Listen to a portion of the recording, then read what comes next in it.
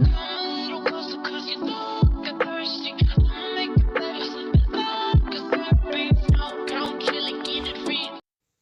Hey everyone, welcome to my channel Fiction Addiction. Here we are with the novel In the Embrace, A Tale of Soul. So last part हमने छोड़ा था जहाँ पर Hwan सान का checkup करने आया था एंड उसने सान को काफ़ी सारी चीज़ें कही थी। एक वो फिर से प्रवोक किया था अपनी ज़िंदगी में लौटने के लिए और आगे बढ़ने के लिए। एंड कहीं ना कहीं उसने सान के कान में ये बात भी डाल दी थी कि उसे अब वापस से अपने साइकोलॉजिकल ट्रीटमेंट को शुरू करना चाहिए, यानी कि मार्था से अपनी थेरेपी को शुरू करना चाहिए। एंड यही बात उसने इबू से कही थी। अब उसके आगे हुआन का सेशन और वक्त दोनों ही आगे बढ़ गए थे, यानी कि एक हफ्ता और गुजर गया था।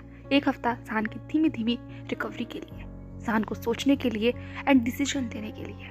इबो की अपनी कश्मकश से लड़ते हुए, लूसी के लगातार इबो को फोन आते हुए उसे इग्नोर करते हुए, चैंग का सी के साथ उनकी प्रेगनेंसी का स्ट्रगल, साथ ही चाइना में एक बहुत बड़ी अनाउंसमेंट चाइना की 2 पावरफुल कंपनी का मर्जर, यानी कि एक बहुत बड़ी रात, एक बहुत बड़ी पार्टी, एक बहुत बड़ी एंगेजमेंट। उसकी तैयारी और बातें इस वक्त हर जगह चल रही थी क्योंकि ये पार्टी आने वाले हफ्ते में होने वाली है और इस अगले हफ्ते के लिए इस वक्त पूरा शहर जोरों शोरों से तैयारी कर रहा है। सभी बड़ी कंपनीज को, बड़ी फैमिलीज को, साथ ही साथ जितने भी इन्वेस्टर्स हैं, पॉलिटिशियंस हैं एंड उसके अलावा जितने भी मिनिस्टर्स हैं, सबको इन्विटेशन भेजा जा चुका है। एंड इस पार्टी के लिए ऑलमोस्ट सब कुछ तैयार है, सिवाय एक शख्स के जो अपने कमरे में बिल्कुल उदास खड़ा हुआ है। उसकी बॉडी को देखकर नहीं लग सकता कि उसके अंदर जान भी है। उसके एक हाथ से खून रिस रहा है पर उसे इस बात की कोई परवाह नहीं है। उसने एक बड़ा लंबा सा सफ़ेद गाउन पहना हुआ है, बाल उसके बहुत मेसी हैं, फेस कम्प्लीटली पेल है और वो बस उस खिड़की के किनारे खड़े होकर आसमान में उस चांद को निहार रही है अपनी खाली आंखों से। न जाने उसके दिमाग में क्या चल रहा है, पर कुछ तो है जो वो सोच रही है बहुत डीप थॉट में। तभी अचानक उस खाली कमरे में फोन जोर से बजने लगता है, जो युआनी को अपनी सोच से बाहर लाने के लिए काफी था। युआनी ने अपनी पलकों को हल्का सा झटकाया एंड अपने उन खून भरे हाथों को आगे ले जाते हुए बेड के साइड रुक जाती है जहाँ उसका फोन था। उसने स्क्रीन पर देखा तो एक अननोन नंबर फ्लैश हो रहा था, पर अननोन होते हुए भी वो इस नंबर को पहचानती थी, इनफैक्ट बहुत अच्छे से पहचानती थी। एक ही झटके में युआनी ने अपना कॉल उठा लिया एंड अपनी धीमी आवाज में कहा, हेलो। सामने से एक आवाज आती है, हेलो मैम, आप ठीक हैं? युआनी ने कहा, मैं ठीक हूँ। इतनी रात को कॉल किया, सब कुछ ठीक तो है वहाँ?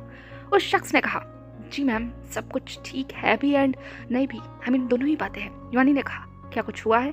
शख्स ने इधर उधर देखा एंड उस फोन को बहुत सिक्योरली कवर कर धीमी आवाज में कहा, मैम, आपके फादर के कुछ लोग यहाँ पर देखे गए हैं। आई डोंट नो वो यहाँ क्या करने आए थे, बट मुझे लग रहा है कि शायद उन्हें पता चल गया है। जैसे ही उस शख्स ने कहा, एक युआनी की पकड़ उसके फोन पर टाइट हो जाती है। उसने अपनी लगभग तीखी आवाज में कहा, ऐसा कैसे हो सकता है? उन्होंने मुझसे वादा किया था कि वो उस शख्स को नहीं छेड़ेंगे, वो वहाँ नहीं पहुँच सकते। और सामने वाले शख्स ने कहा, मैडम, जो मुझे पता है मैं आपको सिर्फ वही बता रहा हूँ एंड वैसे भी हालत पहले से और ज़्यादा खराब है। आगे क्या होगा कोई नहीं कह सकता। मैं बस आपसे यही कहूँगा, अगर आपको वक्त मिले तो एक बार ज़रूर यहाँ आकर मिल लीजिएगा। क्योंकि ये कहते कहते वो शख्स चुप हो गया एंड युआनी ने कहा, ऐसा क्यों कह रहे हो? वो ठीक तो है ना?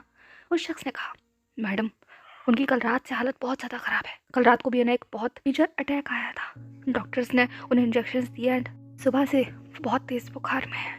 दरअसल ये सब कुछ 1 महीने से ज़्यादा बढ़ गया है जब से उस लड़की ने आना बंद किया है जो अक्सर उनसे मिलने आती थी। पिछले 1 महीने से नहीं आ रही है और जब से वो नहीं आई है तब से मैडम सिर्फ जोई कहकर बुलाती रहती है। उसे याद करने की वजह से शायद उनकी हालत और ज़्यादा ख़राब हो गई है। वैसे करने को तो यहाँ हॉस्पिटल से फ़ोन जा चुका है, मे बी वो लोग कल आ जाए मिलने, पर मैं आपसे यही कहूँगा, अगर आप चाहें तो।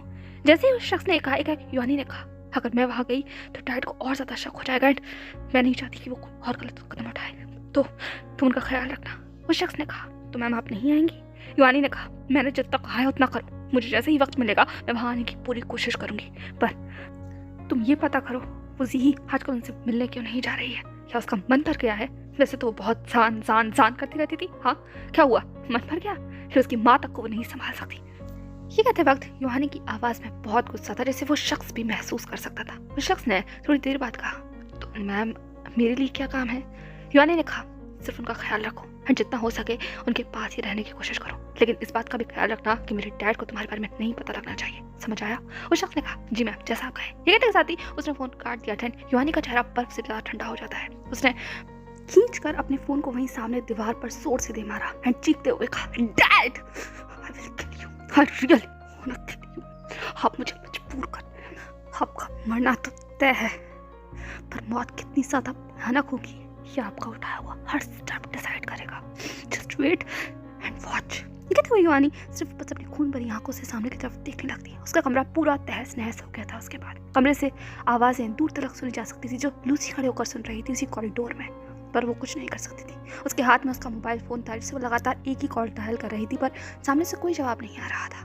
दूसरी तरफ इस वक्त स्विट्जरलैंड में जान एंड इबो अपने बेड में थे। जान इबो की चेस्ट पर सर रखकर सो रहा था, पर उसके चेहरे को देखकर कोई भी कह सकता था कि इस वक्त वो किसी डीप नाइटमेयर में है। उसके पूरा चेहरा पसीने से भीगा हुआ था, सांस भारी थी, वो कुछ बड़बड़ा रहा था, पर इस वक्त उतनी गहरी नींद में था कि वो उसके शब्द साफ नहीं थे। वहीं दूसरी तरफ इबो भी नींद में था, तो इसीलिए वो भी जान के इस अनकंफर्टनेस को अभी तक महसूस नहीं कर पाया था।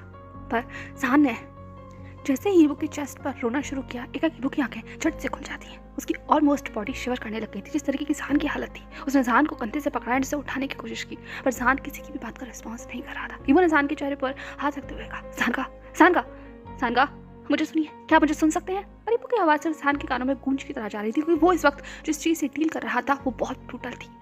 जान इस वक्त अपनी मॉम के सामने खड़ा हुआ था। उसकी माँ उसे बस हाथ छुड़ा कर जा रही थी। इंसान उनसे प्लीड कर रहा था, प्लीज मॉम मुझे छोड़कर मत जाइए, मुझ पर ट्रस्ट कीजिए, please mom please look at me. पर उसकी मॉम सिर्फ उसकी तरफ पीट कर कर खड़ी थी। जान मिन्नतें कर रहा था, पर कमरे में सिर्फ उसके आंसू के अलावा और कुछ नहीं था। सामने खड़ा हुआ वो शख्स जो बर्फ से ज्यादा ठंडा था। जान ने पैरों में गिरते हुए कहा, माँ just please look at me, माँ प्लीज मुझे देखिए ना। पर सामने वाले शख्स ने सिर्फ अपनी ठंडी आवाज में कहा, जान तुम्हें मुझसे सब कुछ छीन ली, मेरी बेटी, मेरा परिवार, तुम्हारे पापा, मैं उनके बगैर कैसे रह पाऊंगी? जान तुमने ऐसा क्यों किया? जान ने चिल्लाते हुए कहा, माँ मैंने ऐसा कुछ नहीं किया, उन सब चीज़ों में मेरी गलती नहीं है माँ, मेरी गलती नहीं है। आप मुझ पर यकीन क्यों नहीं कर रही हो? जान की माँ ने कहा, तुम पर यकीन कर मुझे क्या मिलेगा? जान मेरे बच्चे कभी वापस नहीं आ पाएंगे, तुम्हारे पापा कभी वापस नहीं आ पाएंगे। जान सब कुछ तुम्हारी वजह से हुआ है, सब कुछ तुम्हारी वजह से। जान ने कहा, माँ मेरी वजह से कुछ नहीं हुआ है माँ, प्लीज मुझे छोड़कर मत जाइए। पर सामने वाला शख्स ऑलरेडी अपने हाथ में पकड़े हुए बैग को कसकर पकड़ता है। जान की तरफ देखते हुए कहता है, तुम्हारी नई जिंदगी तुम्हारा इंतजार कर रही है। सब जो सपना तुम्हारे पापा ने तुम्हारे लिए देखा था, उस सपने को पूरा करो। अगर कुछ कर सकते हो तो सिर्फ यही करो। जब तक तुम कर नहीं लेते, मुझे अपनी शक्ल मत दिखाना। मैं उम्मीद करूँगी कि आज के बाद हमारे रास्ते कभी ना टकराए। तुम्हारे अंकल मेरा ख्याल रख लेंगे और मैं आज उन्हीं के घर पर रहूँगी, उन्हीं के साथ। और तुम वापस लौटकर यहाँ कभी नहीं आओगे जान, कभी भी नहीं। ये कहते हुए पूरा बैग लेकर चला गया। इंसान सिर्फ चीखता रह गया, उसने चिल्लाकर कहा, माँ प्लीज माँ। ये कहते हुए इंसान भागने लगा, लेकिन इंसान कहीं भी नहीं जा सकता था, क्योंकि जिस रोड पर वो भाग रहा था वो खाली हो चुका था। एकदम से सब कुछ ब्लैंक था, अंधेरों में डूबा हुआ, तेज हवाओं से भीगा हुआ। इंसान चीख कर बस उठ जाता है। उसका पूरा चेहरा बहुत ज़्यादा फक्त सफ़ेद पड़ा हुआ था, सांसें बहुत भारी थी। एंड ये देखकर इबो की आंखों में भी आंसू आ गए थे। उस इंसान को कंधों से पकड़ा एंड अपनी उस डरी हुई आवाज़ में कहा, जान का हाँ आप ठीक। पर से पहले कि इबो आगे कुछ भी पूछ पाता, जान एक अपने चेहरे को इबो की चेस्ट में छुपा लेता है एंड बहुत जोर से रोने लगता है।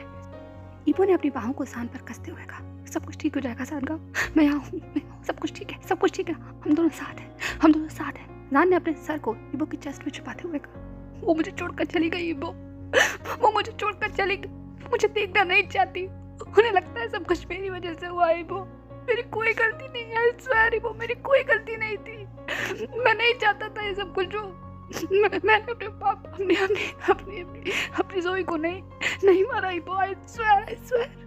ये कहते हुए जान रोने लगा। इबो ने जान को अपनी चेस्ट से अलग किया एंड उसके पूरे फेस को अपने हाथों में कप करते हुए कहा, आपने कुछ नहीं किया जान का, मेरे जान का कुछ नहीं कर सकते। जान ने कहा, उन्हें यकीन नहीं है इबो, वो मुझ पर यकीन नहीं करती, वो मुझ पर यकीन नहीं करती। इबो ने थोड़ी अपनी स्टर्न वॉइस में कहा, मैं आप पर यकीन करता हूँ जान का, मैं आप पर खुद से भी ज्यादा यकीन करता हूँ, किसी और से कोई फर्क नहीं पड़ता, किसी से कोई फर्क नहीं पड़ता। जान का आप किसकी बात कर रहे हैं? मुझे पता ही आप किसकी बात कर रहे हैं। जान ने कहा, मुझ पर यकीन नहीं करते। इबो ने कहा, जान का इबो माँ मुझ पर यकीन नहीं करती। जैसे ही इबो ने सुनाया कि उसका दिल टूट गया। जान की मॉम, उसके बारे में इबो ने पढ़ा है, जाना है, जी ने बहुत सारी बातें बताई हैं एंड जान इस तरीके से बिलख रहा है अपनी माँ के लिए ये बुक के लिए बहुत ज़्यादा हार्ट रेंचिंग था। वो बस जान को देखने लगा अपनी हेल्पलेस निगाहों से। वो सच में इसमें कुछ नहीं कर सकता, सिवाय जान को थामने के वो कुछ नहीं कर सकता। उसने जान को गले लगाते हुए कहा, सब कुछ ठीक हो जाएगा जान का, सब कुछ ठीक हो जाएगा। वो समझेंगी, वो जानती हैं आपको, वो जानती हैं। वो बस अभी थोड़ा स्ट्रगल कर रही हैं जान का, वो भी ठीक नहीं है, आप जानते हैं ये बात। जान ने ये बुक चेस्ट पर सर रखते हुए कहा, वो भी मेरी वजह से, वो भी मेरी वजह से। मैं उनसे मिल तक नहीं पा रहा। वो नहीं चाहती कि मैं उनके सामने जाऊं। मैं गया था पर ठीक है जान चुप हो गया। इबो ने कहा, क्या हुआ था जान का? जान ने कहा, माँ बहुत सारी दवाइयाँ खा ली थी। वो अपने डिप्रेशन से बाहर निकलने के लिए डॉक्टर्स ने कहा था कि उन्हें स्ट्रिक्ट मेडिकेशन फॉलो करना होगा, पर she was so careless. I mean मैं उन्हें ब्लेम नहीं कर सकता, बिकॉज वो जिस सिचुएशन में थी आई कैन अंडरस्टैंड। मैंने अंकल से बहुत प्लीड किया, मैं चाहता था उनसे मिलना, पर अंकल ने कहा कि अगर मैं उनसे मिलने गया तो उनकी हालत और ज़्यादा ख़राब हो जाएगी। सो मैं कभी उनसे नहीं जा सका। एंड वैसे भी मैं कैसे चला जाता? वो जो मेरी मॉम को चाहिए था वो मेरे पास नहीं था। वो चाहती थी कि I want to become a great surgeon, मेरे पास मेरी डिग्री हो, मेरे नाम के आगे डॉक्टर लगा। वो मेरे हाथ में नहीं था। वो आई कांट हेल्प, बट मैं उनसे मिलना चाहता था। She was the only one for me, she was the only one, she was my only family. And you no, मैंने बहुत कोशिश की। जब मैंने अपने कॉलेज में टॉप किया, सो आई डिसाइड मैं मॉम से मिलने जाऊंगा, उन्हें बताऊंगा कि मुझे शहर के सबसे अच्छे हॉस्पिटल में इंटर्नशिप मिली है एंड उनका बेटा बहुत जल्द डॉक्टर बनेगा। सारी तैयारियां कर ली थी, मैंने अंकल से बात कर ली थी। उन्होंने पहले तो हाँ कह दिया, लेकिन जब मैंने अगले दिन स्टेशन से उन्हें कॉल किया कि मैं आ रहा हूँ, उन्होंने मुझे मना कर दिया। उन्होंने कहा कि माँ नहीं चाहती कि हाँ आऊँ, अगर मैं यहाँ आया तो माँ कुछ जान रुक गया। इबो ने जान को कसकर पकड़ लिया। वो जान को टाइम देने लगा। दोनों कुछ देर के लिए शांत रहते हैं। इबो ने कहा, जान का आप आगे। जान ने कहा, उन्होंने मुझसे मना कर दिया। द नेक्स्ट डे उनका फिर से कॉल आया। उन्होंने मुझसे कहा कि माँ मुझसे खुद मिलना चाहती।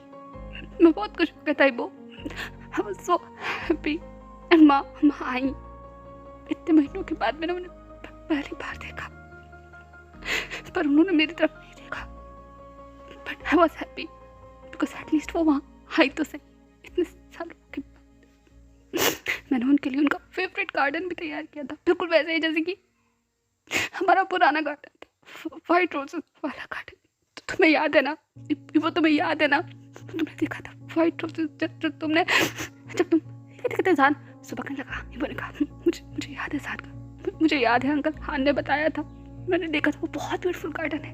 जान का वो मेरी मॉम के लिए था इबो, पर उन्होंने उस गार्डन को ये कहते जान चुप हो गया। इबो ने कहा, कोई बात नहीं जान का, कोई बात नहीं, मैंने आपके लिए भी सेम गार्डन बनाया है, आपने देखा है ना पीछे कितना ब्यूटीफुल गार्डन है। जान ने कहा, पर उन्होंने नहीं देखा इबो।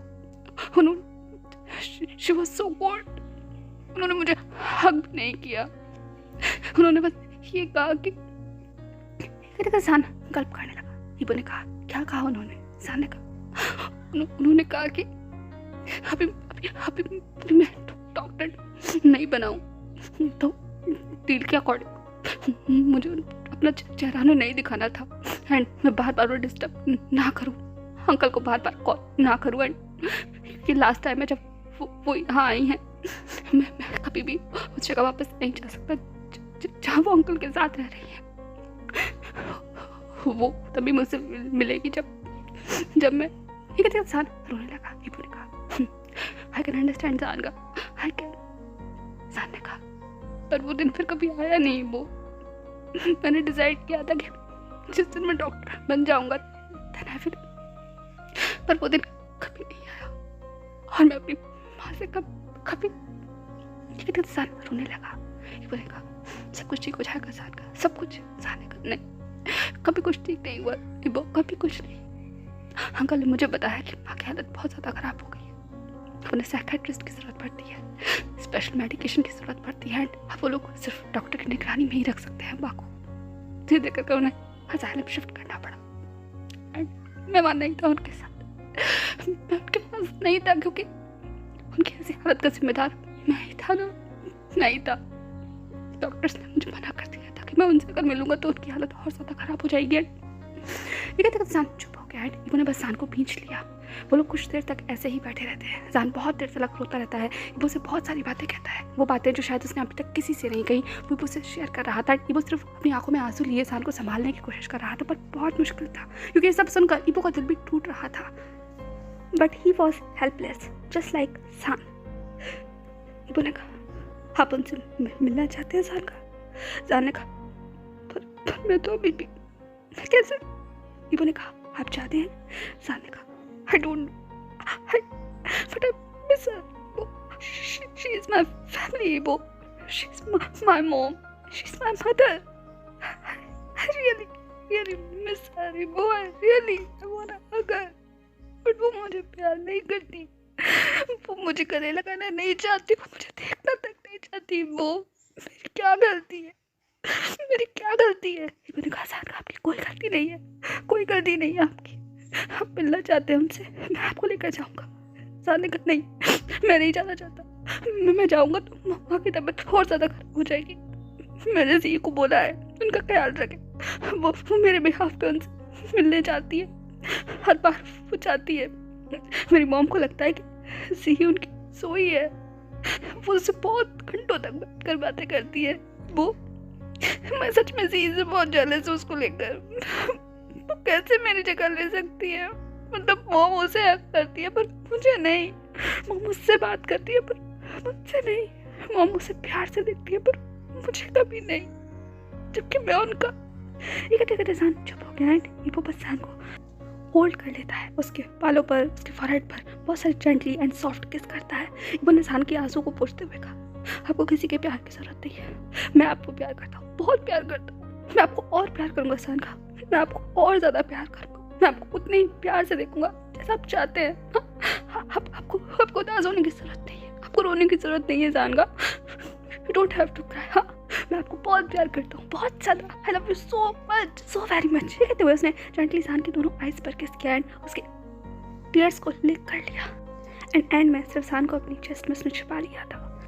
कुछ देर तक ऐसे ही बैठे रहने के बाद इबो जैसे तैसे कोशिश कर जान को वहीं बेड पर लिटा देता है एंड वो भी उसके बगल में लेट जाता है, उसे बहुत टाइटली ग्रैब कर जान के चेहरे को अपने सीने पर छिपाकर।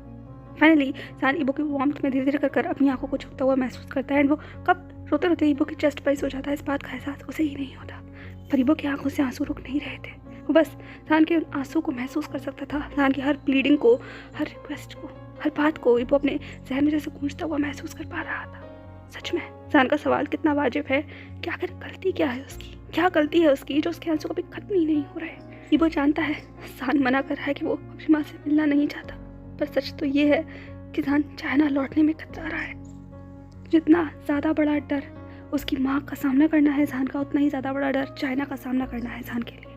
एंड ये डर जान की ज़िंदगी में धीरे धीरे जगह ले रहा है जैसे पहले ले रहा था, पर वो जान को फिर से उन अंधेरों में जाने नहीं देगा, वो बिल्कुल नहीं जाने देगा। जान को चाइना लेकर इबो वापस जाएगा एंड इबो ने ठान रखा है बस कुछ वक्त का और इंतज़ार, कुछ वक्त का और। यही सोचकर बस इबो सामने ऊपर सीलिंग की तरफ देखने लगता है। अब नेक्स्ट मॉर्निंग ईजा योजा डाइनिंग टेबल पर बैठे हुए थे एंड वो बस अपने साइड वाली खाली टेबल को देख रहे थे जिस पर अक्सर जान बैठ रहा था पिछले एक हफ्ते से, पर आज वो चेयर खाली थी एंड इबो भी थोड़ा उदास सा लग रहा था। हर दिन से ज़्यादा वो साइलेंट था। ईजा और योजा ने एक दूसरे की तरफ देखा। योजा ने ईजा के कान में विस्पर करते हुए कहा, क्या हो रहा है? ये दादा इतने सैड क्यों लग रहे हैं? ईजा ने इबो की तरफ देखा एंड योजा की तरफ देखते हुए कहा, डोंट नो, आज तो डैड भी आ नहीं है, क्या कुछ हुआ होगा? हाँ, ये कहते हुए उसने अपने इनोसेंट आई से योजा की तरफ देखा एंड योजा की आंखें बड़ी बड़ी हो जाती हैं। उसने ईजा की तरफ देखते हुए कहा, कहीं डैड फिर से तो नहीं सो गए ना वो लॉन्ग वाली स्लीप में? जैसे ही योजा ने कहा एक एक ईजा की आंखें बड़ी हो जाती हैं। उसने कहा, नो बिल्कुल नहीं, ऐसा नहीं हो सकता। ईजा की आवाज़ थोड़ी तेज हो गई थी एंड इस चीज़ से इबो का ध्यान खींच लिया। इबो ने वहीं किचन से कहा, क्या नहीं हो सकता? हाँ, एंड तुम दोनों क्या खिचड़ी पका रहे हो? ये कहते हुए वो सूप स्टा कर रहा था। ईजा ने एक दूसरे की तरफ देखा एंड इबो की तरफ देखते हुए जैसे पूछने की कोशिश कर रहे हो कि पूछे या ना पूछे। इबो ने कहा, पूछ भी लो, मैं जानता हूँ तुम लोग कुछ पूछना चाहते हो। ये कहते हुए उसने सूप का लिड लगा दिया था। ईजा ने कहा, डैड क्या फिर से? इबो ने कहा फिर से क्या? ये कहते हुए अपने हाथ पोंछ कर वहीं डाइनिंग टेबल की तरफ आ गया था। ईजा ने कहा बट डैड नहीं है, वो कोई फिर से डीप स्लीप में तो नहीं चले गए ना? इबो ने कहा हे ऐसा नहीं है, वो बस डैड कल रात को थोड़ा थक गए थे ना, तो अभी वो सो रहे हैं। ईजा ने कहा थक गए थे पर क्यों? क्या आप उनसे कोई काम करवा रहे थे? हाँ, जैसे आप उस दिन करवा रहे थे एंड आपने नेक्स्ट डे बोला था कि डैड बहुत थक गए हैं क्योंकि आपने उनसे काम करवाया है। क्या ऐसा ही था कल रात भी? हाँ, मैंने आपको बोला है ना डैड को ज़्यादा मत थकाया कीजिए, अगर आपको कोई काम करवाना है तो आप मुझसे कहा कीजिए। ठीक है, तो वही ईजा बस ईबो को घूर रहा था। वहीं ईबो ने ईजा को घूरते हुए कहा मैं तुम्हारे डैड से कोई काम नहीं करवा रहा था, वो बस थोड़ा सा वो उस दिन भी बिजी थे एंड कल रात को भी। ईजा ने मुंह बनाते हुए कहा इसीलिए आप हम दोनों को अपने रूम से बाहर निकाल देते हैं ना, आप ताकि डैड से बहुत सारा काम करवा सके। ईबो ने ईजा की तरफ घूरते हुए कहा ऐसा कुछ नहीं है। ईजा ने कहा ऐसा ही है, आप डैड को थका रहे हैं। ईबो ने कहा मैं उन्हें नहीं थका रहा हूँ। ईजा ने कहा आप थका रहे हैं इसलिए डैड अभी तक जाके नहीं है। ईबो ने कहा मैं बस पहले क्या कोई भी कुछ भी कह पाता। सान ने पीछे से आते हुए कहा कौन किसको थका रहा है? हाँ हैं मैं ठीक हूँ ईजा। ईबो दोनों शांत हो जाओ। ठीक है, तो वही जान वहीं बस थका हुआ सा उस चेयर पर बैठ गया था। जैसे ही जान वहाँ आकर बैठता है तीनों दोनों चुप होकर बस जान की तरफ देखने लगते हैं। जान को अपने ऊपर निगाहों का महसूस होते के साथ ही उसने उन तीनों की तरफ देखते हुए कहा क्या? ठीक है, तो जान इन तीनों को देखने लगा। ईजा ने कहा डैड आप ठीक है ना? यूजा ने फुदकते हुए कहा हाँ डैड आप ठीक है ना, आप डीप स्लीप में तो नहीं गए थे ना? सर ने उन दोनों बच्चों की तरफ देखते हुए कहा डीप स्लीप ऐसा कुछ नहीं है, मैं बस थोड़ा सा थक गया था रात को इसलिए सो रहा था। ईजा ने कहा हाँ मैं जानता हूँ डैड ने ज़रूर आपको थका दिया होगा, बहुत थका दिया होगा, ये आपसे बहुत काम करवाते हैं ना।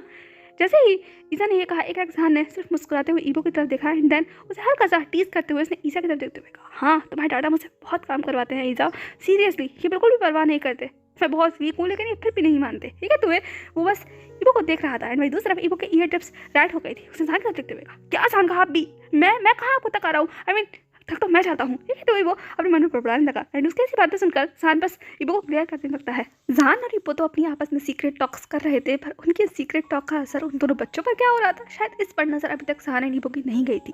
लेकिन अगले ही सेकंड प्रोटेक्टिव ईजा के अंदर जाग गया था एंड अपने डैड को प्रोटेक्ट करने के लिए उसने अपने छोटे से हाथ को ही टेबल पर मारते हुए कहा आज से डैड आप डाडा के साथ नहीं सोएंगे, आप बिल्कुल भी उनके रूम में नहीं सोएंगे, आप हमारे रूम में सोएंगे एंड मैं आपसे कोई भी काम नहीं करवाऊंगा एंड डाडा को भी आपसे कोई काम नहीं करवाने दूंगा। ओके डैड आप मेरे साथ सोइएगा। ठीक है, तो उसने जान का हाथ पकड़ लिया था। यूजा ने भी जान का दूसरा हाथ पकड़ते हुए कहा हाँ डैड आप हमारे साथ सोइएगा, डाडा हमें रूम में नहीं सोने देते पर आप हमारे रूम में सो सकते हैं। ओके, एंड हम बाहर से रूम को लॉक कर देंगे जिससे डाडा रूम में ना आ सके एंड वो आपसे कोई काम ना करवा सकें।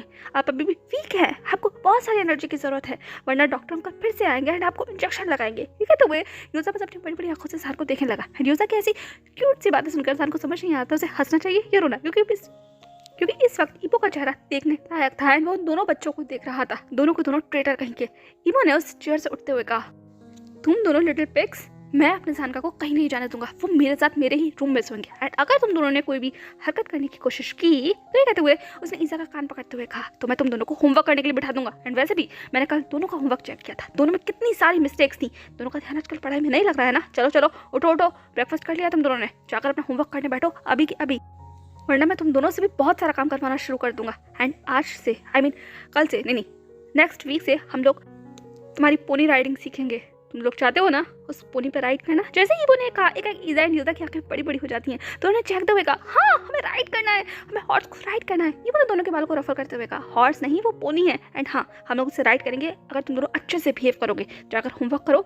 एंड सानगा मैं आपके लिए ब्रेकफास्ट ले आऊँ? साना उन दोनों की तरफ देखते हुए कहा हाँ ले आओ। ठीक है, तो उन दोनों बच्चों को देखने लगा जो बिल्कुल किसी ओबीडियंट चाइल्ड की तरह ईबो की बात मानकर एक बार में अपने रूम में चले गए थे।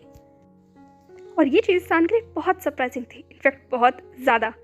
लगभग एक सेकंड के अंदर ही ईबो वो बोल लेकर सान के पास आ गया था। उसने वो बोल सान के सामने रखते हुए कहा क्या हुआ सान का, आप क्या देख रहे हैं? ये कहते हुए उसने सान का ध्यान अपनी तरफ कर लिया था। जान ने ईबो की तरफ देखते हुए कहा वाओ फादर ईबो, अमेजिंग ईबो। ईबो ने कहा क्या जान का आप भी, क्या आप मेरी टांग खींच रहे हैं? सान ने कहा मैं ऐसे कैसे कर सकता हूँ, इनफैक्ट मैं तो खुद शॉक्ड हूँ, ये दोनों तुम्हारी बात इतनी आसानी से मान गए, आई एम इम्प्रेस्ड। ईबो ने कहा मेरी बात नहीं माने हैं, वो बस लालच की वजह से वहाँ गए हैं।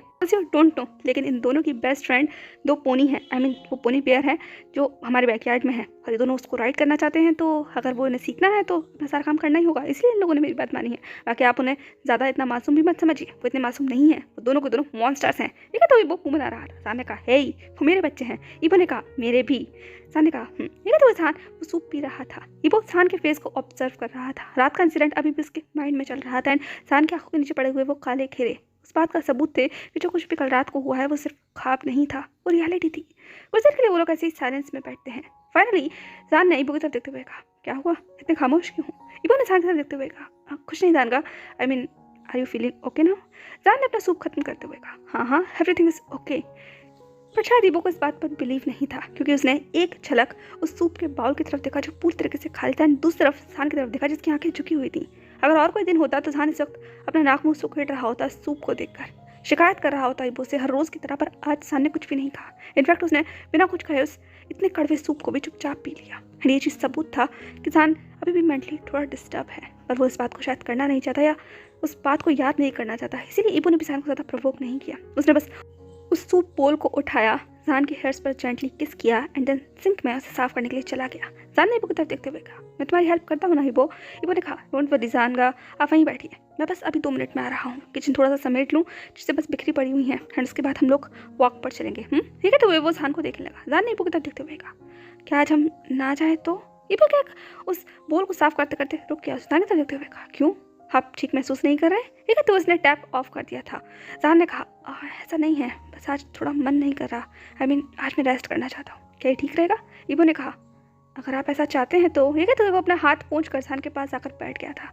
उसने जान का हाथ अपने हाथ में जेंटली लेते हुए कहा, अगर आप ऐसा चाहते हैं तो आप रेस्ट कर सकते हैं जान का, कोई बाउंडेशन नहीं है, हम कल वॉक कर लेंगे। ओके, आप आज रेस्ट कीजिए, आपको जो अच्छा लगे आप वो कर सकते हैं। जान ने ईबो की तरफ देखते हुए कहा, thanks to understand me.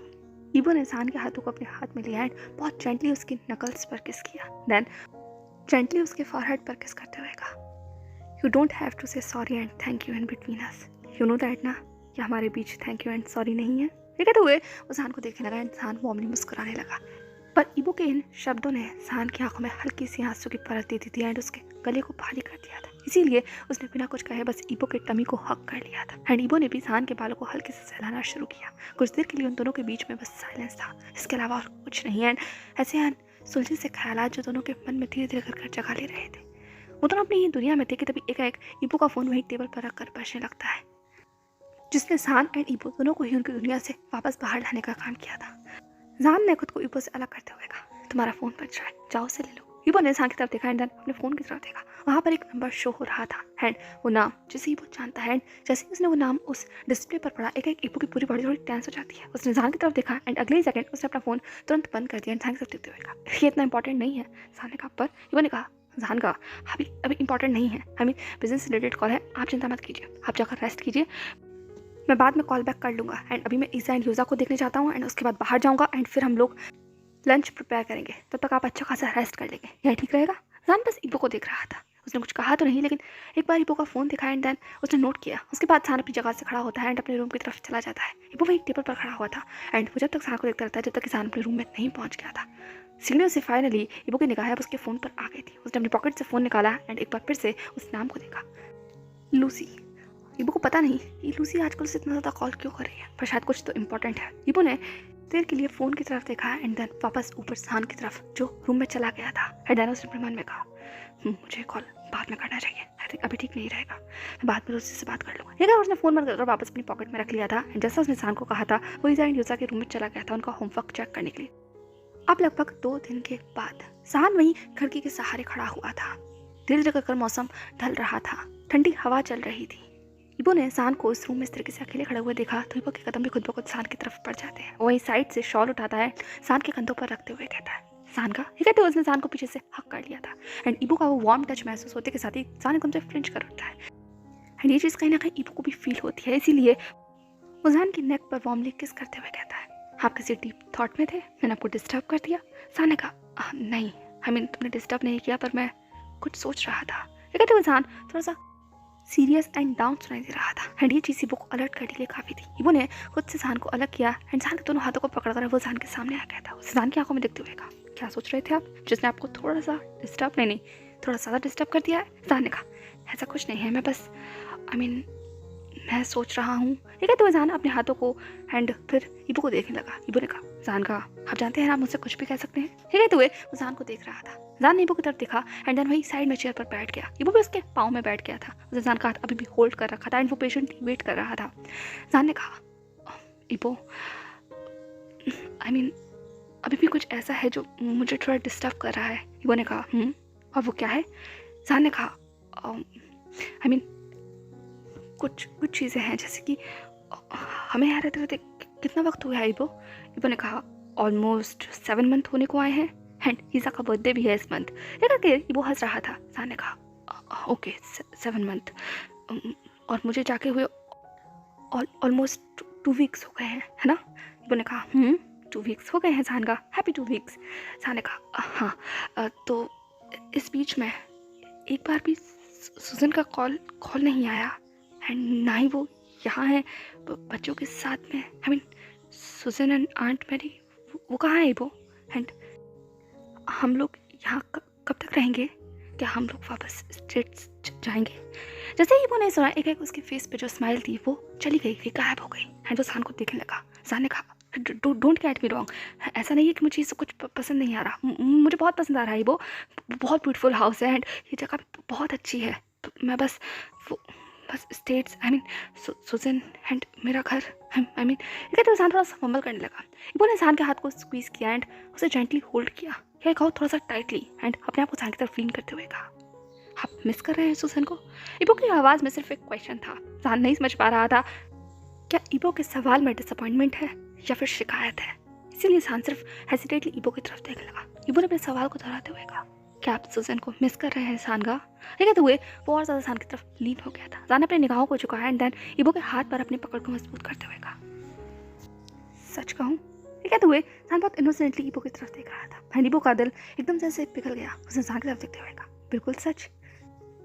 And इबो के वो स्माइल देखकर इंसान थोड़ा सा रिलैक्स हो गया था, इसीलिए उसने इबो की तरफ अपने आप को थोड़ा सा लीन कर लिया था। एंड उसने बहुत धीमी आवाज़ में कहा इबो सुजन yes, I mean I don't know कि मैं उसे मिस कर रहा हूँ या नहीं, but she is my responsibility.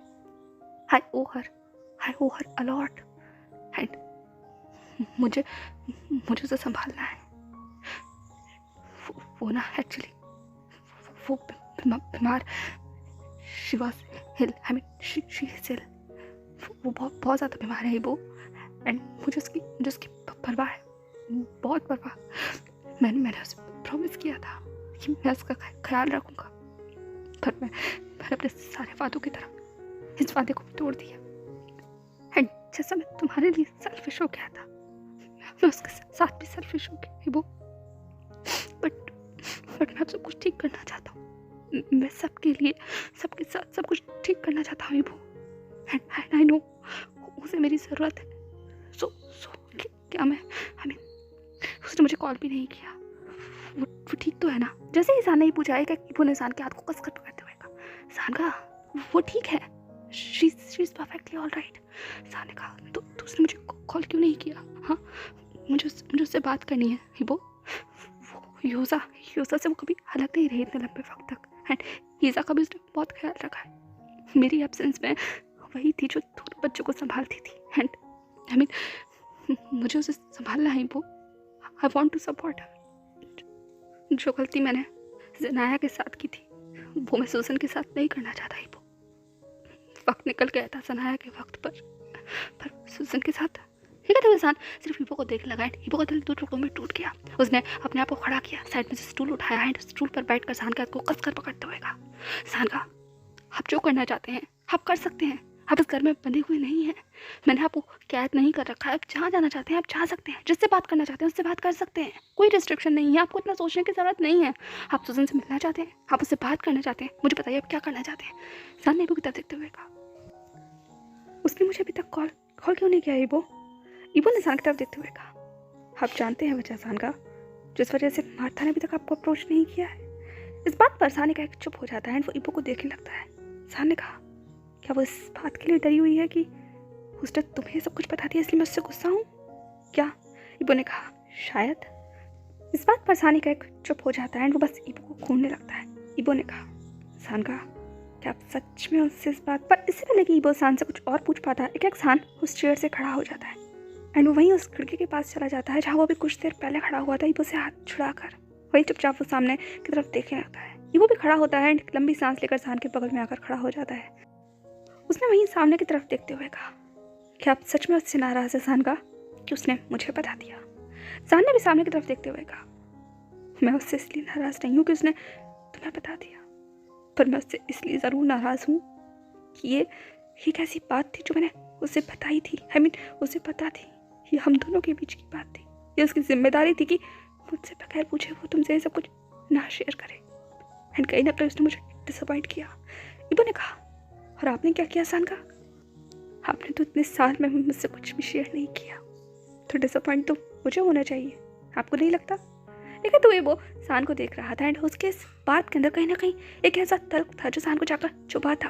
सान सिर्फ इबो को देखने लगता है। इबो ने सान का हाथ पकड़ते हुए कहा, मैंने आपको माफ़ कर दिया सान का, आपको भी सुजन को और मार्था को माफ़ कर देना चाहिए। अगर आप उनसे बात करना चाहते हैं तो उन्हें अप्रोच कीजिए। एंड मैं उनका बहुत थैंकफुल हूँ कि उन्होंने मुझसे सब कुछ शेयर किया, क्योंकि अगर वो मुझसे शेयर ना करती तो मुझे तो कभी कुछ पता ही नहीं लगता, क्योंकि आप कभी कुछ कहते ही नहीं। बट एक बात है जो आपको पता होनी चाहिए। ये कहते हुए वो सान को देखने लगा। सान ने इबो की तरफ देखते हुए कहा, और वो क्या है? इबो ने कहा, सुजन नहीं है जिसने मुझे वो सब कुछ बताया। इस बात पर सान एक रुक जाता है। वो इबो को और गौर से देखने लगता है। सान ने कहा, इस बात का क्या मतलब है? सुजन ने नहीं बताया तो फिर किसने बताया तुम्हें? इबो ने सान की तरफ देखा एंड कुछ देर तक वो सान की आंखों में ऐसे ही दिखता है। एंड सान इबो को चुप्पी में जैसे गले जा रहा था। पता नहीं क्यों पर सान की धड़कनें बहुत ज़्यादा तेज पड़ गई थी, जैसे कि वो चाह रहा हो इबो से कि जवाब दे वो उसे। इबो ने फाइनली सान का हाथ छोड़ा एंड अपने हाथों को अपनी पॉकेट में डाल दिया एंड सामने की तरफ देखते हुए कहा, हमारे बेटे ने। जैसे ही इबो ने कहा, एक सान के पैरों के नीचे से जमीन निकल गई। वो बस इबो को ऐसे डम्फाउंडेडली देखने लगता है। कुछ देर के लिए वो जैसे सन्न हो गया था। सान ने टूटे फूटे शब्दों में कहा, हमारे बेटे ने? इस बात का क्या मतलब है इबो? लेकिन तो इबो के सामने आ गया था। इबो ने अपनी निगाहों को सामने की उस ब्यूटीफुल सीनरी से हटाया एंड सान की तरफ किया एंड फिर अपने शब्दों को दोहराते हुए कहा, ईजा ने मुझे बताया, ही कॉल मी एंड बेग मी कि मैं उसे आकर सेव करूं, आपको आकर सेव करूं। ही कॉल मी सानगा एंड यू डोंट नो, जिस वक्त उसने मुझे कॉल किया था कितना डरा हुआ था वो, एंड उसके आंसू सुनकर चाइना में मैं कितना डर गया था। यू डोंट नो सानगा। लेकिन अगर इबो की आवाज़ के अंदर जो दर्द था वो सान को अंदर तक हिलाने के लिए काफ़ी था। इतना कि सान एक बार फिर से उसी चेयर पर बैठ जाता है जिस पर वो भी थोड़ी देर पहले बैठा हुआ था।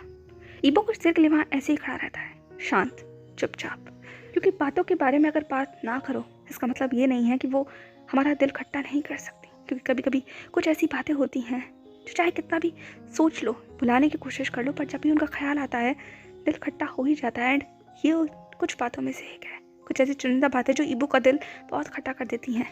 सान ने उसे कभी क्यों अप्रोच नहीं किया? उस वक्त इतनी ज़्यादा ख़राब सिचुएशन थी जब ईजा ने इबो को कॉल किया था। वो बच्चा रो रहा था, मिन्नतें कर रहा था, एंड इसका मतलब साफ था कि उस वक्त उसके पास कोई और रास्ता नहीं था। इबो ही एक शख्स था जो उसके दिमाग में आया था। एंड क्या सान के दिमाग में इबो नहीं आया था? क्या सान ने इबो को कॉल करने के बारे में नहीं सोचा? एंड अगर सोचा नहीं तो क्यों नहीं सोचा? वाई हमेशा इबो के जहन में है। और जब ये क्यों अपनी आवाज़ उठाता है ना तो कहीं इबो को अपने प्यार पर डाउट होना शुरू हो जाता है। इसीलिए वो खामोश हो जाता है, जैसे कि वो अभी है। लगभग कुछ सेकंड गुजर जाने के बाद इबो ने अपनी निगाहों को घुमाया एंड सान की तरफ किया जो वहीं सर झुकाकर बैठा हुआ था, जैसे कि वो कोई कल्प्रिट हो। और ये चीज़ इबो को कभी भी अच्छी नहीं लगती। सान का झुका हुआ सर ये आखिरी चीज़ है जो इबो देखना चाहता है। पर जब भी वो लोग अपने अतीत को अपने आज में लाकर खड़ा करते हैं, इबो ये देखता है, सिर्फ यही देखता है, सान की झुकी हुई आंखें, झुका हुआ सर और चेहरे पर गिल्ट, और गिल्ट में डूबा हुआ सान। इबो ने सान के सामने अपने आप को खड़ा किया एंड अपने पैंट पॉकेट में से अपना वॉलेट बाहर निकाला एंड उस वॉलेट के अंदर बहुत सिक्योरली फोल्ड किया हुआ वो पेपर। उस पेपर को खोलते के साथ ही इबो की पूरी बॉडी पर फिर से ठंडी हो गई। वो जब इस पेपर को खोलता है वो ऐसे ही बिल्कुल निशब्द हो जाता है। कुछ देर के लिए वो इबो इस पेपर को देखता है एंड देन उसने उस पेपर को सान की तरफ बढ़ाते हुए कहा, आप इस पेपर को जानते हैं? इबो की आवाज़ सुनकर सान फ्लिंच कर उठता है। उसने अपनी आंखों को उठाया तो उसमें आंसू थे। सान ने अपने आंसू को पोंछा एंड अपने कांपते हुए हाथों से इबो के हाथ में से उस पेपर को लिया एंड जैसे ही सान ने उस पेपर को पढ़ा वो एक ऑलरेडी बहुत शॉक हो गया। उसने अपने उस कंफ्यूज्ड निगाहों से उस पेपर को देखा एंड देन इबो को देखा, देन उस पेपर को देखा एंड फिर खड़े होते हुए कहा, ये पेपर तुम्हारे पास कहाँ से आया? इबो ने ईशान की तरफ देखते हुए कहा, मेरे पास आया नहीं, मुझे किसी ने दिया। एंड जिस तरीके का आपके चेहरे का एक्सप्रेशन है ना, मेरा डाउट बिल्कुल सही था। ये पेपर आपने मुझे नहीं दिया। आपने नहीं दिया तो इसका मतलब ये पेपर मुझे ईसा ने दिया उस दिन जब मैं चाइना लौट रहा था। एंड सरप्राइजिंगली वो मुझे हक करने आया था।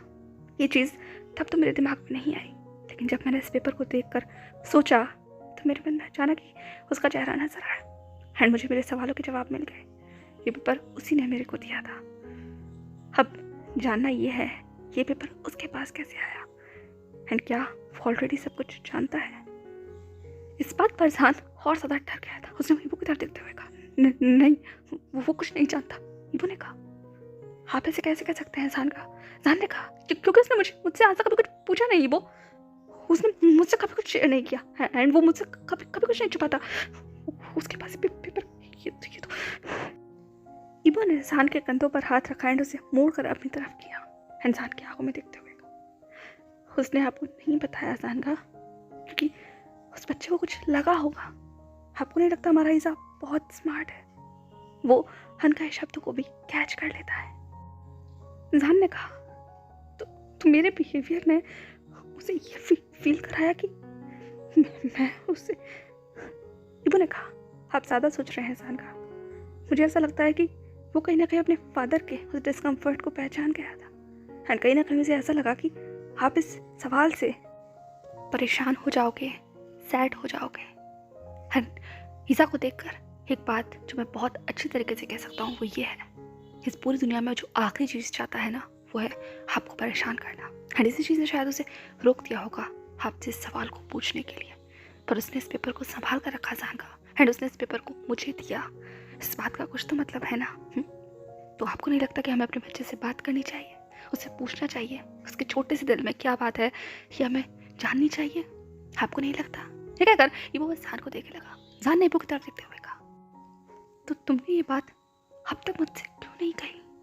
इबो ने जान का हाथ कसकर पकड़ते हुए कहा, क्योंकि मैं इंतजार कर रहा था जान का, इंतजार जब आप खुद से तैयार हो। पर अब आपने ये बात उठाई दी है तो मुझे लगता है ये सही वक्त है बात करने का। अब हमें ईसा को बताना चाहिए जान का।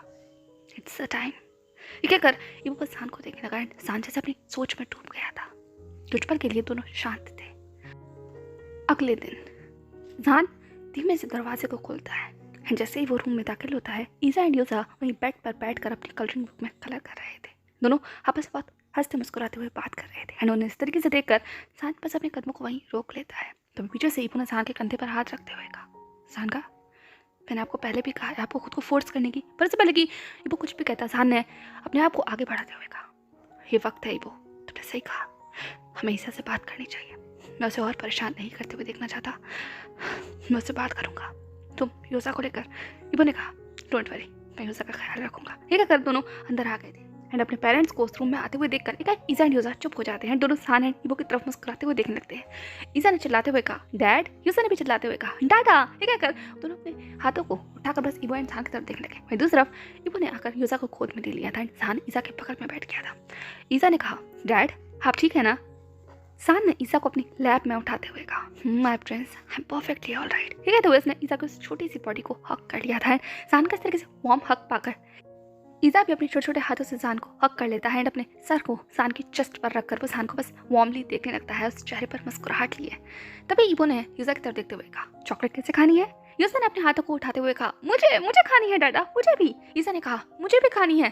तभी इबो ने कहा, कैसा रहेगा यूजा एंड मैं चॉकलेट लेकर आए ईसा एंड डैड के लिए? ये कहते हुए उसने ईसा एंड यूजा की तरफ देखा। ईसा की आंखें नैरो हो गई थी। उसने यूजा की तरफ देखा एंड देन जान की तरफ, देन इबो की तरफ देखकर कहा, क्या हम कोई सीक्रेट टॉक करने वाले हैं? जैसे ही ईसा ने कहा, एक जान ने इबो की तरफ देखा एंड देन इबो ने मुस्कुराते हुए कहा, देख रहा जान का, मैंने कहा था हमारा बेबी बहुत इंटेलिजेंट है। ठीक है, तो उसने ईसा के बालों को रफल कर दिया था। ईसा ने मुंह बनाते हुए कहा, मैंने कितनी बार कहा है मेरे बालों को मत चढ़ा कीजिए। डैड बोलिए ना डाडा को। ठीक है, हुए ईसा ने अपने आप को जान की चेस्ट में छुपा लिया था एंड जान ने भी ईसा को होल्ड करते हुए कहा, इबो डोंट टीज हिम। हाँ एंड जाओ यूजा को लेकर तुम बाहर जाओ and chocolates and Isa ice cream कैसी रहेगी? ईसा ने कहा, यस आइसक्रीम भी। जान ने मुस्कुराते हुए कहा, ओके ठीक है इबो, आइसक्रीम एंड चॉकलेट। इबो ने कहा, ओके ठीक है, अगर फिरोजा को लेकर कमरे से बाहर चला गया था। अब रूम में सिर्फ सान एंड ईसा थे। ईसा की निगाहें अभी भी गेट पर ही थी एंड सान की ईसा के ऊपर। सान ने जेंटली ईसा के फेस को अपने हैंड्स में होल्ड किया एंड ईसा की तरफ देखते हुए कहा, बेबी। ईसा ने सान की तरफ देखते हुए कहा, डैड। ठीक है, कर वो मुस्कुरा रहा था। जान ने ईसा की आंखों में देखा एंड कुछ देर के लिए वो ऐसे ही देखता है। जान को इस तरीके से खुद को देखता हुआ पाकर एक ईसा थोड़ा सा स्टिफ हो जाता है। उसने जान से कहा, सब कुछ ठीक तो है ना डैड? जान ने कहा, सब कुछ ठीक है माय बेबी। एंड क्या डैड ईसा से बात नहीं कर सकते? ये कहते हुए सान ईसा को देख रहा था। ईसा ने सिर्फ सान को हक करते हुए कहा, ऑफ कोर्स कर सकते हैं।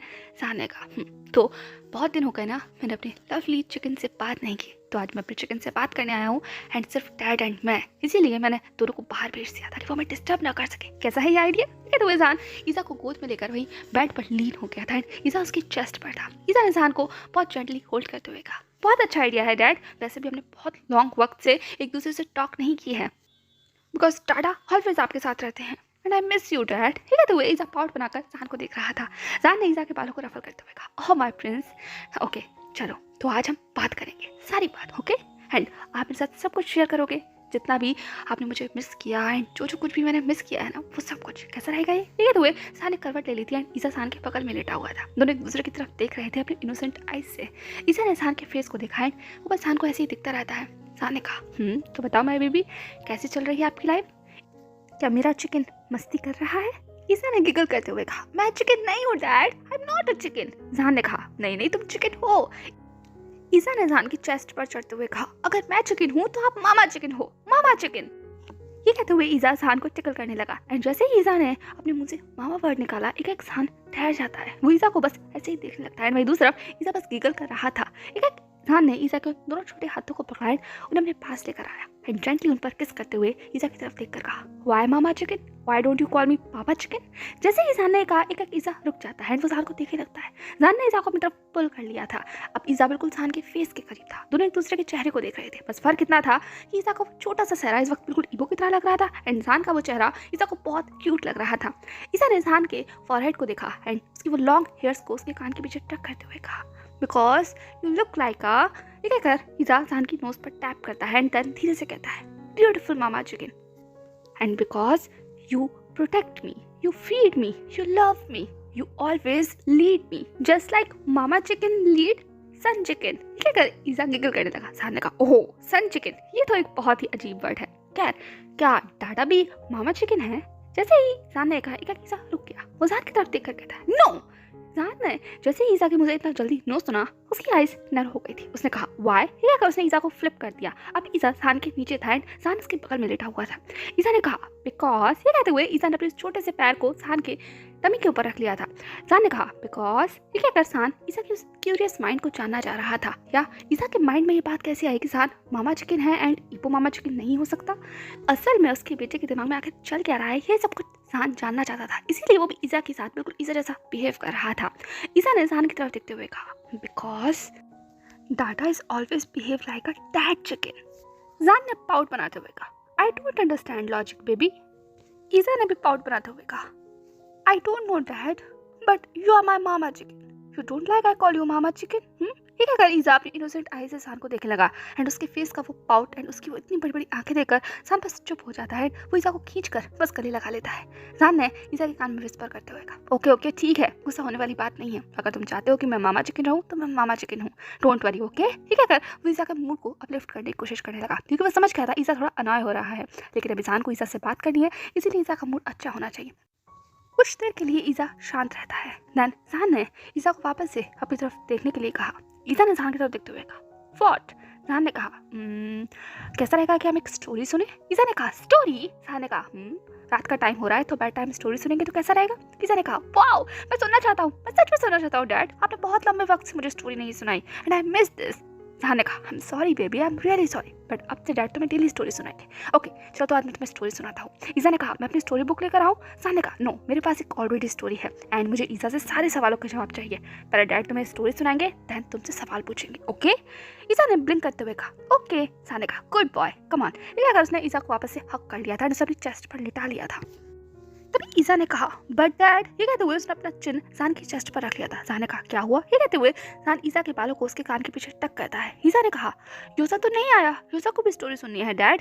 जान ने कहा कोई बात नहीं, वो डाडा के साथ है, वहाँ पर अभी चॉकलेट एंड आइसक्रीम खा रहा है, वो भी जल्दी आ जाएगा। ईसा ने कहा बट, जान ने कहा बेबी अभी डैड को ईसा को स्टोरी सुनानी है एंड ईसा से कुछ सवाल भी पूछने हैं, तो ईसा को सबसे पहले डैड की बात सुननी होगी, योसा को स्टोरी बाद में सुनाएंगे, ओके?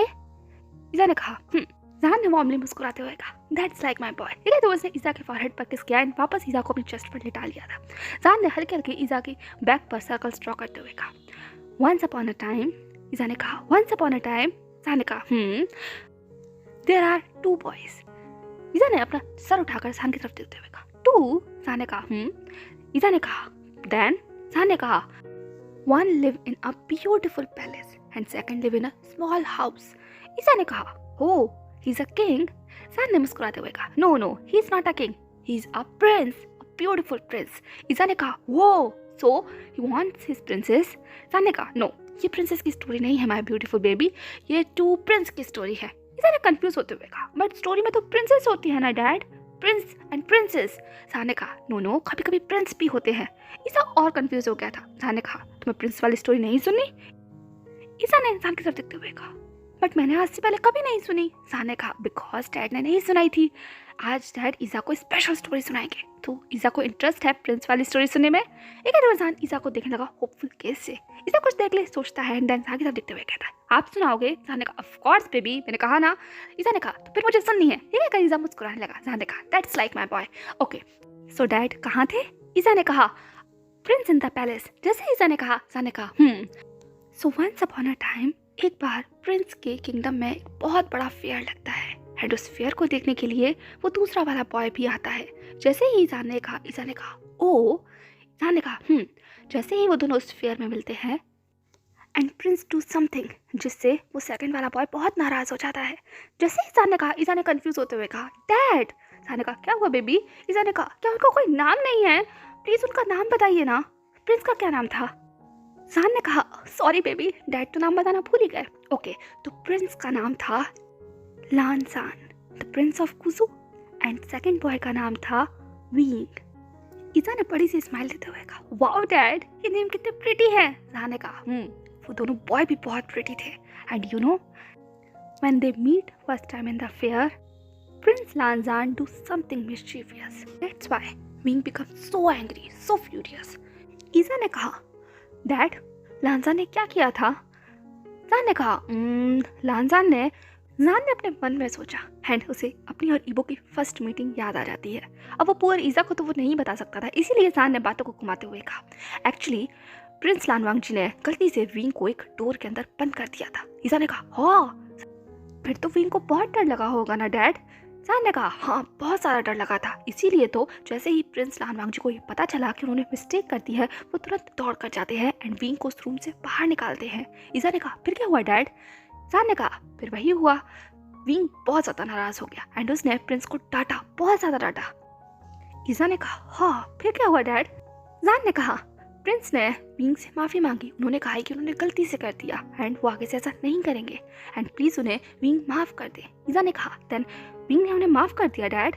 जान ने कहा विंग ने उन्हें माफ़ कर दिया बिकॉज अगर गलती करने के बाद कोई सॉरी बोलता है ईसा ने कहा तो उसे माफ़ कर देते हैं। जान ने कहा बिल्कुल, ऐसे ही विंग ने भी प्रिंस लानवांग जी को माफ़ कर दिया था। ईसा ने कहा फिर क्या हुआ डैड? जैसे ही विंग ने प्रिंस लानजान को माफ़ कर दिया था प्रिंस वॉज सो हैप्पी, इसीलिए वो विंग के लिए कुछ करना चाहते थे बिकॉज उन्होंने मिस्टेक की थी ना और वो अपनी मिस्टेक को करेक्ट करना चाहते थे एंड विंग को बहुत खुश करना चाहते थे, इसीलिए उन्होंने विंग को एक ऑफर दिया। उन्होंने विंग से कहा कि वो खुद विंग को पूरा किंगडम दिखाएंगे। ईसा ने कहा वाओ ये तो बहुत अच्छा है डैड। देन विंग राजी हो गया। सा ने कहा विंग राजी हो गया बिकॉज प्रिंस इतने ज़्यादा इनोसेंट थे एंड इतने ज़्यादा डिटरमाइन तरीके से वो विंग से पूछ रहे थे कि विंग को ना चाहते हुए भी हाँ कहना ही था। ईसा ने कहा फिर क्या हुआ डैड? जान ने कहा फिर नेक्स्ट डे खुद प्रिंस विंग को पूरा किंगडम दिखाते हैं। गुजू में हर जगह जो भी ब्यूटीफुल जगह थी वो सब जगह विंग को लेकर जाते हैं एंड विंग उनके साथ जाकर बहुत खुश था क्योंकि प्रिंस जैसे दिखते थे वैसे थे नहीं। इनफैक्ट प्रिंस बहुत ज़्यादा जॉली नेचर के थे, वो बहुत ज़्यादा हैप्पी थे एंड उन्होंने विंग को भी बहुत हैप्पी कर दिया। इसीलिए दिन खत्म होते होते प्रिंस एंड विंग दोनों बहुत अच्छे दोस्त बन जाते हैं। ईजा ने कहा फ्रेंड्स, ज़ान ने कहा बिल्कुल बेस्ट फ्रेंड। बट अगले दिन विंग को वापस अपनी जगह पर जाना था जहाँ से वो आया था, और इस चीज़ ने प्रिंस को कहीं ना कहीं बहुत सैड कर दिया, क्योंकि प्रिंस ने अभी अभी तो फ्रेंडशिप की थी एंड उनका वो न्यू फ्रेंड कहीं दूर जा रहा था। ईजा ने कहा फिर क्या हुआ डैड? ज़ान ने कहा फिर ये हुआ कि विंग वापस वहाँ चला जाता है जहाँ से वो आया था। ईजा ने कहा फिर तो प्रिंस बहुत सैड हो गया होगा। ज़ान ने कहा बहुत ज़्यादा, इसीलिए तो प्रिंस ने किंग से कहा कि वो भी वहाँ जाना चाहता है जहाँ उसका न्यू फ्रेंड है। एंड यू नो किंग ने क्या कहा? ईजा ने कहा क्या कहा डैड? ज़ान ने कहा किंग ने अपने प्रिंस को परमिशन दे दी थी, क्योंकि वो प्रिंस से बहुत ज़्यादा प्यार करते थे एंड वो प्रिंस को बिल्कुल भी सैड नहीं देखना चाहते थे, क्योंकि उनके न्यू फ्रेंड के जाने के बाद किंग देख सकते थे कि उनका बेटा बहुत सैड है। इसीलिए उन्होंने प्रिंस लानजान को अलाउ कर दिया कि वो अपने फ्रेंड के साथ जा सकते हैं या फ्रेंड के पास जा सकते हैं। ईजा ने कहा वाओ, दोनों फ्रेंड फिर से मिल गए। ज़ान ने कहा फिर से मिल गए। इस बार विंग था जिसने लानजान को पूरा शहर दिखाया, वो जगह दिखाई जहाँ वो रहता था, एंड इस तरीके से उन दोनों की फ्रेंडशिप और ज़्यादा पक्की हो जाती है। वो लोग मूवी देखने जाते हैं, वो लोग पिकनिक पर जाते हैं, वो लोग पार्क जाते हैं, एंड इसी तरीके से दिन गुजर रहे थे। एंड धीरे धीरे कर दे स्टार्ट लव ईच अदर। जैसे ही ज़ान ने कहा वो धीरे धीरे कर ईजा के एक्सप्रेशंस देख रहा था, पर ईजा के फेस पर ऐसा कोई चेंज नहीं आया था, बस वो थोड़ा कंफ्यूज लग रहा था। ज़ान ने कहा क्या हुआ बेबी? ईजा ने ज़ान की तरफ देखते हुए कहा they start love each other. ज़ान ने कहा ईजा ने कहा just like prince love princess and king love queen. ज़ान ने कहा जस्ट लाइक दैट। ईजा ने कहा so two boy love each other. ज़ान ने कहा if they like each other they love each other. ईजा ने कहा just like I love you and you love डाडा। इस बात पर ज़ान एकदम से चुप हो जाता है, वो बस ईजा को देख लगता है। ईजा ने कहा बोलिए ना डैड, जस्ट लाइक दैट। ज़ान ने कहा जस्ट लाइक दैट। कहकर वो ईजा की आंखों में देखने लगता है। ईजा ने कितनी आसानी से ये कह दिया। ज़ान कितनी मशक्कत कर रहा है ईजा कुछ कहने के लिए, पर ईजा को तो शायद कुछ समझाना पड़ा ही नहीं, उसने तो अपने आप ही ये दो नाम ले लिए। बच्चों को समझाना भी कितना आसान है ना, काश बड़ों को समझाना भी इतना आसान होता। ज़ान को जब सोच में डूबा हुआ देखकर ईजा ने कहा डैड आगे क्या हुआ, बोलिए ना आगे क्या हुआ। ज़ान ने कहा हाँ एक्चुअली सॉरी आगे and when they start love each other they become so happy। ईजा ने कहा they happy। ज़ान ने कहा very happy but there was a witch who don't like them। ईजा ने कहा witch। ज़ान ने कहा yes and वो witch बहुत क्रूअल थी, वो नहीं चाहती थी कि विंग एंड लानजान एक दूसरे के साथ रहें, वो उनकी हैप्पीनेस को बिल्कुल भी पसंद नहीं करती, so she start to attack them। ईजा ने कहा फिर क्या हुआ डैड? ज़ान ने कहा बट हमारा प्रिंस एंड हमारा विंग बहुत स्ट्रॉन्ग था, क्योंकि वो दोनों एक दूसरे के साथ रहते थे, so they protect each other. But one day लानजान को उनके किंगडम वापस जाना पड़ा एंड विंग वॉज लोनली। ईजा ने कहा फिर क्या हुआ डैड?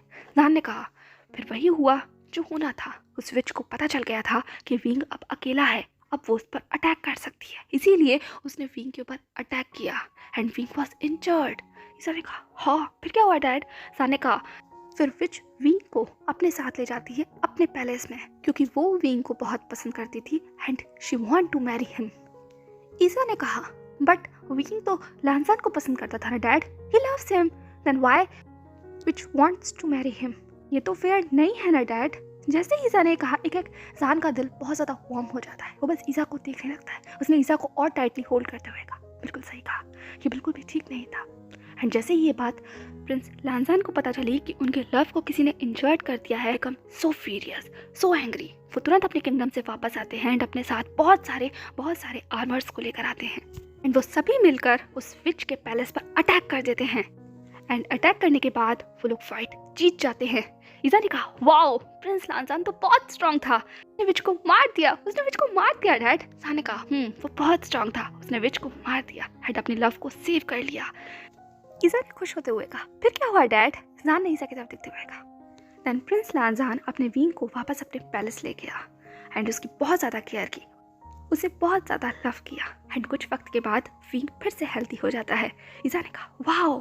ज़ान ने कहा and after some time they get married and उनकी शादी में बहुत सारे लोग आते हैं, पूरा किंगडम बहुत ब्यूटीफुल तरीके से डेकोरेट किया जाता है, सब लोग बहुत खुश थे। सबसे ज़्यादा कोई हैप्पी था तो पता है वो कौन था? ठीक है तो ईजान ईजा की तरफ देखने लगा। ईजा ने अपनी स्पार्कलिंग आइज से ज़ान की तरफ देखा एंड देन कहा कौन डैड? ज़ान ने कहा प्रिंस लानजान एंड प्रिंस विंग, बिकॉज हम लोग एक साथ रहते थे एंड हैप्पी रहते थे अपने किंगडम में।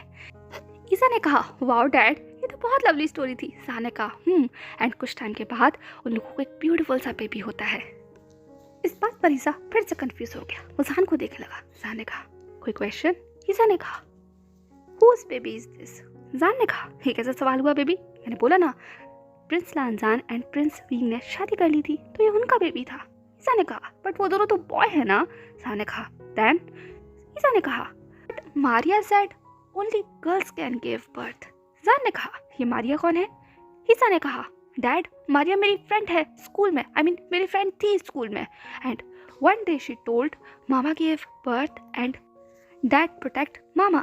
जहान ने कहा क्यों, मामा डैड को प्रोटेक्ट नहीं कर सकती? ईसा ने कहा I don't no dad, of course कर सकती है, जब वो बर्थ दे सकती है तो डेफिनेटली प्रोटेक्ट कर सकती हैं। इस बात पर जहान बस वार्मली ईसा को होल्ड कर लेता है, उसके पूरे फेस पर किस करते हुए कहता है बिल्कुल सही जवाब, मामा सबको प्रोटेक्ट कर सकती हैं, डैड को भी प्रोटेक्ट कर सकती हैं, बट डैड मामा को प्रोटेक्ट करते हैं एंड बेबी को प्रोटेक्ट करते हैं। करेक्ट बेबी, ये ज़रूरी नहीं है कि एक गर्ल ही हो जो बर्थ दे सके। There are some man who also give birth and उनको हम मामा मेल कहते हैं। एंड इन विंग एंड लानजान्स केस विंग was a carrier male so he is a mama and लानजान। ईसा ने कहा डैड। जहान ने कहा एंड यू नो बेबी। ये कहते हुए जहान ने ईसा का ध्यान अपनी तरफ खींचा। ईसा ने जहान की आंखों में देखा। जहान ने कहा you know who is your मामा। ये पूछते वक्त जहान का दिल कितनी जोर से धड़क रहा था इसका अंदाज़ा तो कोई भी नहीं लगा सकता था। जहान खुद अपने दिल की धड़कनों को अपने कानों में सुन सकता था एंड उसका पूरा शरीर सख्त बहुत ठंडा था। ईसा की आंखें जिस तरीके से जहान को देख रही थी, जहान को नहीं पता कि उसके साथ क्या हो रहा है। वो बस पेशेंटली ईसा की तरफ देखने लगा। ईसा ने जहान की तरफ देखते हुए कहा मामा। जहान ने कहा क्या तुम कभी क्यूरियस नहीं हुए कि तुम्हारी मामा कौन है? सबकी एक मामा होती है ना, जैसे तुम्हारी फ्रेंड मारिया की एक मामा है एंड एक उसका डैड है, वो उसके पेरेंट्स हैं। उसके पेरेंट्स सेक्शन फॉर्म में पढ़ा होगा तुमने। ये कहते हुए जहान ईसा की तरफ देखने लगा एंड ईसा जहान को देखने लगा। जहान ने कहा तो तुम्हें नहीं जानना कि तुम्हारे पेरेंट्स कौन हैं? तुम्हारे सेकंड पेरेंट? ये कहते हुए जहान ईसा की तरफ देखने लगा एंड ईसा बिल्कुल चुप हो जाता है। वह जहान को एक टक निहारने लगता है। जहान ने ईसा के छोटे छोटे हाथों को अपने हाथों में लिया एंड उस पर जेंटली किस करते हुए कहा कम ऑन बेबी, डैड कुछ पूछ रहे हैं ना, आप डैड से कुछ भी पूछ सकते हैं। यू नो ना dad loves you so much and he trust you can ask him anything. जैसे ही जहान ने कहा एक ईसा थोड़ा सा शर्ट कर उठता है। उसकी आंखें धीमे से ब्लिंक करती हैं। वो बस जहान को देखने लगता है। उसके होठों पर वो सवाल था पर उसे नहीं पता कि वो कैसे जहान से पूछे। जहान ने जेंटली ईसा के बालों को सहलाया एंड देन उसकी उन छोटे छोटे शोल्डर्स को उसने सहलाना शुरू किया। ईसा अभी भी जहान को देख रहा था। जहान ने कहा कम ऑन बेबी, पूछो डैड से, क्या तुम्हें नहीं जानना कि तुम्हारा सेकंड पेरेंट कौन है? कभी तुमने डैड से क्यों नहीं पूछा कि तुम्हारी मामा कौन है एंड वो कहाँ है एंड हम क्यों एक साथ नहीं रहते? तुम जानते हो ना एक बेबी के पास 2 पेरेंट्स होते हैं, जानते हो ना? जैसे ही ईसा ने पूछा, ईसा ने सिर्फ नोट किया। ईसा ने मुस्कुराते हुए कहा देन तुमने मुझसे कभी क्यों नहीं पूछा? ईसा ने कहा बिकॉज। जहान ने कहा बिकॉज। ईसा ने कहा dad become sad and I don't want that. जहान ने कहा my lovely baby, my beautiful prince, dad कभी भी सैड नहीं होते ईसा से बिकॉज डैड्स लव्स ईसा अ लॉट। तुम मुझसे कुछ भी पूछ सकते हो बेबी, कभी भी कोई भी बात अपने हार्ट में नहीं रखते। ओके डैड यहाँ है, तुम्हारे लिए हैं एंड तुम्हें कुछ भी पूछना हो, कुछ भी जानना हो, कभी भी कुछ भी कहना हो, dad was always there for you, dad will always there for you. Did you get that? लेकिन तो जहान ईसा को देखने लगा। ईसा जहान को कुछ देर के बाद ईसा बस जहान को हक कर लेता है बहुत टाइटली एंड जहान भी ईसा को हक कर लेता है। कुछ देर के लिए वो दोनों ऐसे ही रहते हैं। तभी जहान अपनी पॉकेट में से उस पेपर को बाहर निकालता है एंड ईसा की पीठ को धीमे से सहलाते हुए कहता है ये पेपर तुमने ही अंकल ईपो को दिया था ना?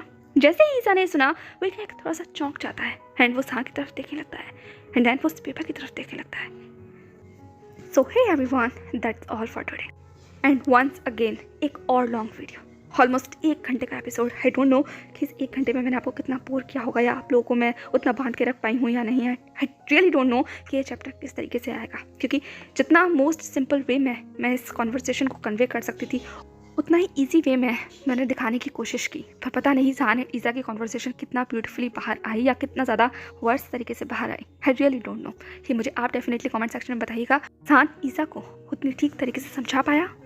एंड इस चैप्टर के ख़त्म होते होते there are lots of twist जो हम लोग का वेट कर रहे हैं। बहुत सारे ट्विस्ट हैं, फिर वो चाहे युआनी का एंगेजमेंट हो या फिर युआनी का उस पर्सन के लिए चिंता।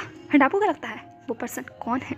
बहुत से लोग समझ गए होंगे, अगर समझ गए हो तो डेफिनेटली कमेंट सेक्शन में मुझे बताइएगा। बाकी आज का पूरा चैप्टर जैसा भी लगा हो, हाँ अगर आप बोर हुए हो तो वो भी मुझे बता दीजिएगा। बट ये शायद लास्ट चैप्टर था जिसमें आप लोगों को बोरियत फील हुई होगी, क्योंकि नेक्स्ट चैप्टर से बहुत धमाकेदार ट्विस्ट आने वाले हैं। And in the embrace of my love बहुत जल्द रैप अप होने वाला है। तो जिन भी लोगों ने मेंबरशिप ली है वो लोग प्लीज़ परेशान मत होइएगा कि मैंने अभी तक वहाँ पर कोई वीडियो शेयर क्यों नहीं किया है। गाइस मैं बस फर्स्ट ऑफ फेब का इंतजार कर रही हूँ। जैसे फर्स्ट ऑफ फेब आ जाएगा मैं अपने अपकमिंग चैप्टर्स को अपलोड करना शुरू करूँगी। फर्स्ट ऑफ ऑल मैं ब्लीडेड हार्ट का एपिलॉग शेयर करूँगी एंड उसके बाद in the embrace of my love खत्म हो जाएगा, then in the embrace of my love का एपिलॉग शेयर करूँगी। It's okay. एंड शायद अभी आपको पीछे बैकग्राउंड नॉइज़ आ रहा होगा तो जस्ट प्लीज़ उसे इग्नोर कीजिएगा कि साइड में बहुत पार्टी चल रही है तो वहीं गाने बज रहे हैं। खैर हम आप लोग अपनी बातों पर आते हैं।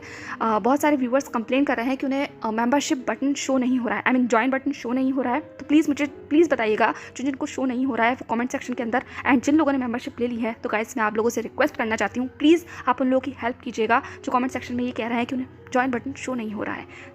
क्योंकि मेरे एंड से सब कुछ ठीक है, आई मीन मुझे जॉइन बटन शो हो रहा है एंड मेरे घर पर जितने भी मोबाइल फ़ोन्स हैं उन पर भी जॉइन बटन शो हो रहा है एंड मेरे बहुत सारे व्यूअर्स को भी जॉइन बटन शो हो रहा है। पर जिनको नहीं शो हो रहा है उनकी वजह क्या है? आई मीन ऐसा क्या होता है कि किसी दूसरी कंट्री को जॉइन बटन शो ना हो या कोई और इशू है जिसकी वजह से जॉइन बटन शो नहीं होता? तो प्लीज़ आप लोग मुझे बताइएगा कमेंट सेक्शन में। अगर कोई सेटिंग चेंज करनी होगी तो वो मैं कर सकती हूँ, क्योंकि मुझे भी नहीं पता। मैंने भी फर्स्ट टाइम किसी चैनल के लिए जॉइनिंग बटन ओपन किया है तो मुझसे भी गलती हो सकती है, तो उस गलती को आप लोग ही मुझसे करेक्ट करवाएंगे। तो प्लीज़ मुझे डेफिनेटली कमेंट सेक्शन में बताइएगा एंड बाकी लोगों की हेल्प कीजिएगा जिन लोगों ने ऑलरेडी मेंबरशिप ले ली है। तो मुझे सिर्फ आपसे यही कहना था। एंड जिन लोगों को ये जानना है कि मेंबरशिप कैसे ज्वाइन करनी है तो प्लीज़ मैं बस यही कहूँगी कि आप लोग मेरे चैनल को ओपन कीजिएगा एंड जैसे ही आप लोग ओपन करेंगे वहाँ पर जहाँ पर सब्सक्राइब का बटन आता है उसी के साइड में ज्वाइन का ऑप्शन आ रहा होगा। ज्वाइन के ऑप्शन पर क्लिक कर लीजिएगा, देन आपको 3 लेवल्स दिखाई देंगे, लेवल 1, लेवल 2, लेवल 3। लेवल 1 जिसको मैंने सुपर कैंडीज़ नाम दिया है, लेवल 2 जिसको मैंने चंक्स नाम दिया है एंड लेवल 3 जिसका इन 1 नाम है। तो उनमें से कोई भी एक लेवल आप सिलेक्ट करेंगे, देन उसके बाद आपको ऑप्शन आएगा ऑनलाइन पेमेंट का। आप अपने कंफर्ट के अकॉर्डिंग अपना ऑप्शन चूज़ कर सकते हैं, फिर वो चाहे यूपीआई के थ्रू हो या नेट बैंकिंग के थ्रू, कोई भी ऑप्शन आप सिलेक्ट कीजिएगा। एंड मैं आपको यही सजेशन दूंगी कि आप उसी से करवाइएगा जो आपके घर में इस तरीके के ऑनलाइन पेमेंट करता रहता हो, आई मीन बाद में कोई गड़बड़ ना हो, इसीलिए दैन आप इजीली पेमेंट कीजिएगा एंड आप लोगों को ज्वाइनिंग एक्सेस हो जाएगी। That's all. एंड इसके अलावा भी कोई प्रॉब्लम हो तो comment section is all yours. मिलते हैं नेक्स्ट पार्ट में। आज की वीडियो बहुत ज़्यादा लंबी हो गई है ऑलरेडी, तो मैं और ज़्यादा बकबक नहीं करूँगी। तब तक के लिए बाय बाय।